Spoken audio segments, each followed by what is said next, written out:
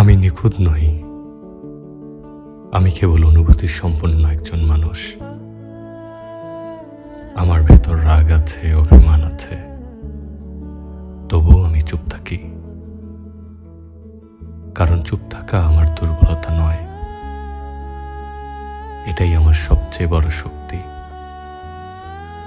আমার সঙ্গে অন্যায় হলে আমি প্রতিশোধ নেই না, শুধু দূরে সরে যাই, সময়কে বিচার করতে দেই। কারণ সময় দেখায় কে সত্যি আর কে অভিনয়।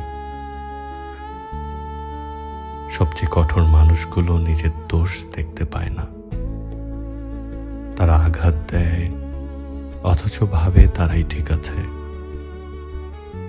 তাদের চোখে সবাই অপরাধী, শুধু নিজের দোষটাই থেকে যায় আড়ালে।